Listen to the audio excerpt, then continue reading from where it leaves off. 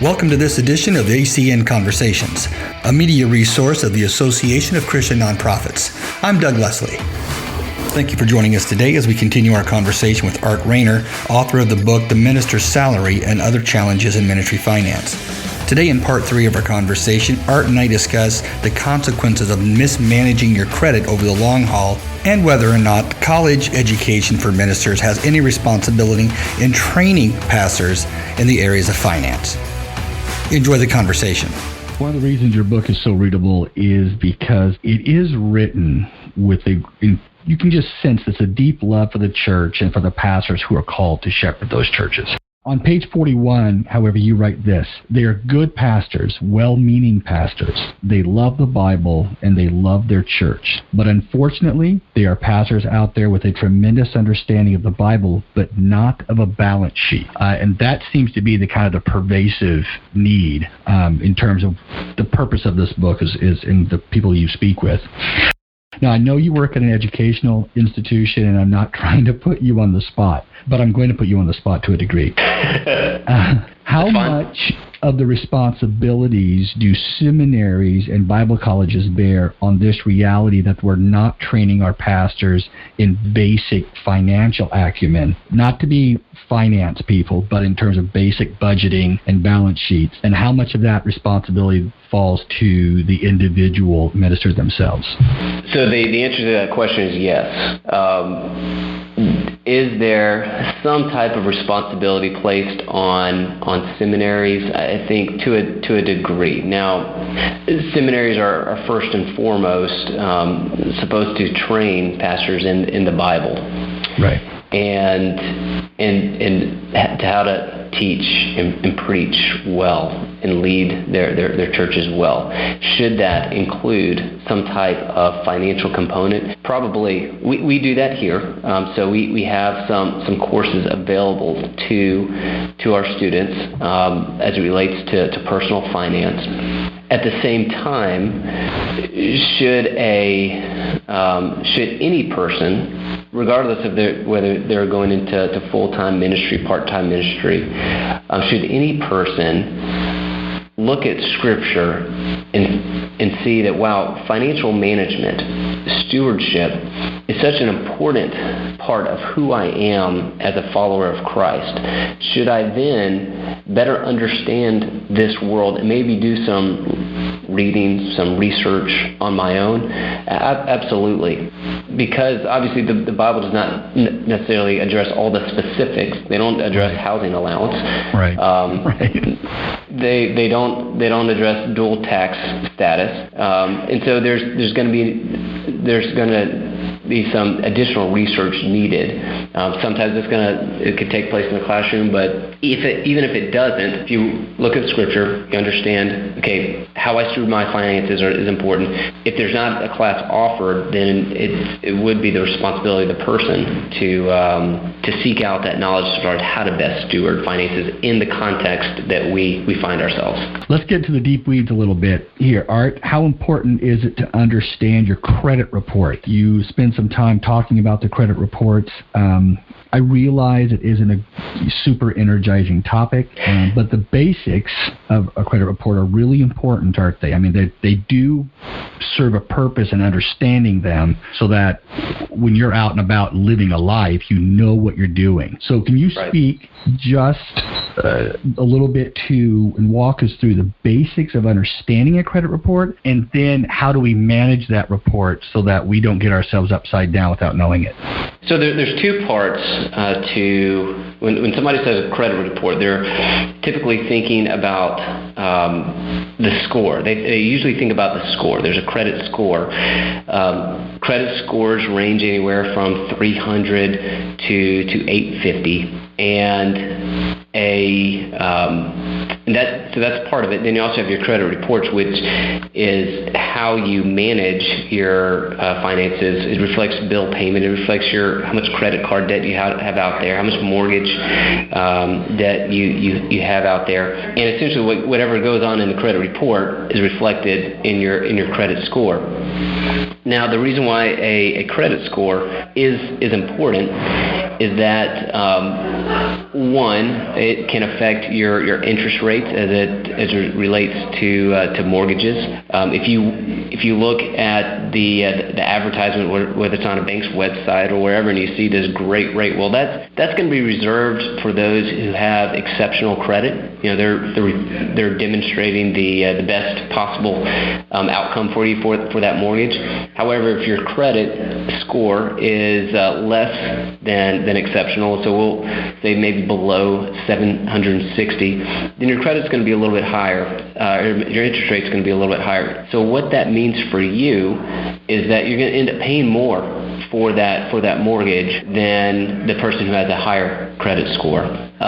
In addition, what we're seeing now is employers are pulling credit. They're looking at credit history. Why are they looking at credit history? Well, it's a good indicator of how responsible you are with the things that are in your life. So, are you managing your bills well? Are you paying on time? And especially if the role has to deal with finances or wise financial decision making, more and more organizations are requiring a credit report.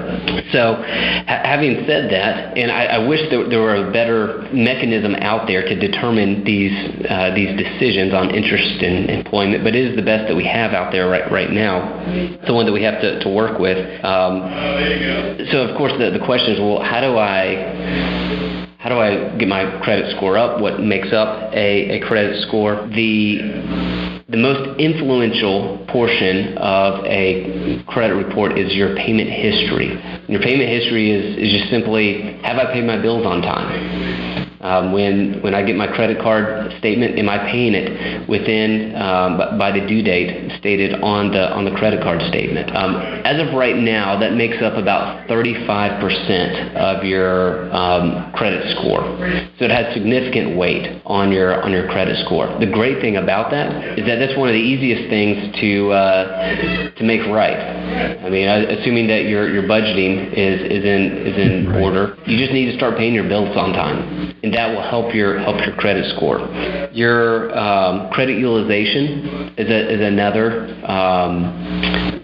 factor. So credit utilization is just a fancy word for how much available credit do you have out there. So what is your credit limit on your credit cards? Is it $10,000? Is it $5,000? So what was your total available credit when you put all those credit cards, all those accounts together, and then how much of it are you actually using? In a very simple example, if you have a credit limit of $10,000 and you have a balance of $9,000, then you're using 90% of your available credit. That's not a good thing. And we're talking about balances, so we're talking about those the money that stays on there that stays on there month to month. So it's not you paying off the entire balance every month. So credit utilization is important. The types of debt is important. The credit bureaus, they look more favorably on debt like mortgages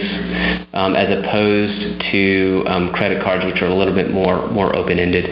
So there's a number of factors out there that influence the score that are important to understand and important to work within to try to get that credit score up, because at some point, and I think that's probably the challenge. You don't think about your credit score often because it rarely affects you, but when it does, it's significant, right? So you're looking at either your employment or you're probably taking out some type of loan, and hopefully those are few and far in between. But when you're doing it, it matters that your score is on the higher end than the lower end.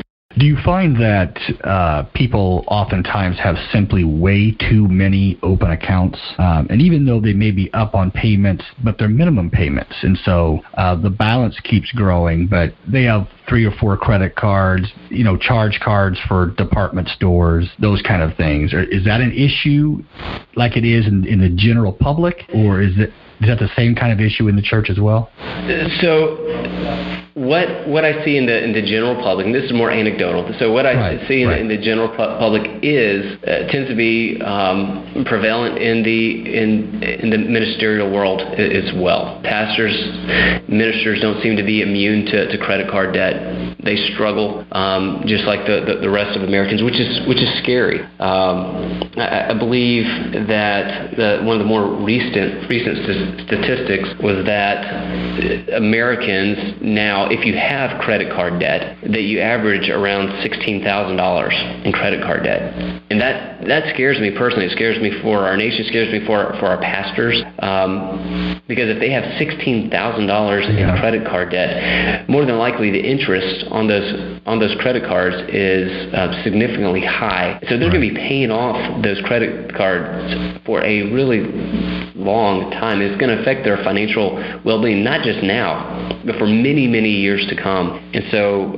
when I see a statistic like that, it concerns me. It concerns me, once again, for Americans. It concerns me for our pastors and ministers in churches and nonprofits. Maybe I'm wrong here, but my sense is it's not just that $16,000 in credit card debt, but most of these pastors have school debt on top of that aren't small bills. Those are significant debt loads they're carrying to get their education. That's right. So the statistic that I recently read on student loans was that those who have student loans tend to average about $49,000. That's their average balance right now. My goodness. At Southeastern Seminary, we take that very seriously. We take student loan debt very seriously. Our seminary here in Wake Forest, North Carolina, is what we call a Great Commission seminary. We're very intentional about training up students to go to fulfill the Great Commission that Christ gave us. And so we do obviously have a number of pastors that stay within the United States, that pastor churches here in the States, and we celebrate that. At the same time, we have a number of students that feel called to go to be a missionary in somewhere overseas. Some are closed countries, some are not. And if they are called to go to be a missionary, they cannot leave the U.S. with debt. Right. They have to be completely debt-free, because there's not going to be a way for them to pay it down as soon as they go overseas. And so for us, student loan debt, or making sure that we, first of all, discourage it as much as possible. Second of all, we try to keep our tuition down as low as possible. Those pieces are missional for our seminary, because it limits the student's ability to chase after the calling that God has placed on their life. So we take it very seriously here. I know other seminaries do as well. Yeah. That's a really important point. Several years ago, I was talking with a young couple. They were pretty young. They had just gotten married. They were both in school at their Christian university they were going to, and they wanted to go on the mission field. And so one of the early questions I asked was, how much debt are you going to be carrying when you graduate? Because your wife and you both are going to school here. In long story short, they were both going to be carrying in the vicinity of $64,000 each, and he was shocked to understand. My view was, you're going to have a hard time getting to the field, because there's not a mission board in their right minds who's going to say, yes, go to the field and raise your support, because you're going to have so much debt load. That's right. But he didn't. He just couldn't understand that was going to be a reality for him. Yeah, that's right. And so we talk about that. Once again, part of what I do here is to try to keep tuition down. We try to discourage student loan debt, because it's mission critical for us, because of that very purpose. And it's not just missionaries. Now, with missionaries, they can't have any student loan debt. They can't have any debt, period, before they go on to the mission field. But for the pastor, he's going to be a pastor could potentially be taking a role that doesn't have much, that doesn't receive much income, and so he's going to be faced with the question, well, how do I pay down my student loans now? Am I going to take out another job, which puts stress on his ministry, puts stress on his family, or he may just decide not to take the job, even though he feels like God's calling him in that direction. His financial position limits him from being able to take positions that he would take otherwise. And so it is vital for future missionaries, for future ministers, to understand the ramifications of absolutely student loan debt, but also just poor financial stewardship in general, because it does affect a person's ability to do ministry. You've been listening to the ACN Conversations, a ministry of the Association of Christian Nonprofits. To hear this full conversation or more clips, visit our website at www.christiannonprofits.org and click on resources. Until next time, I'm Doug Leslie.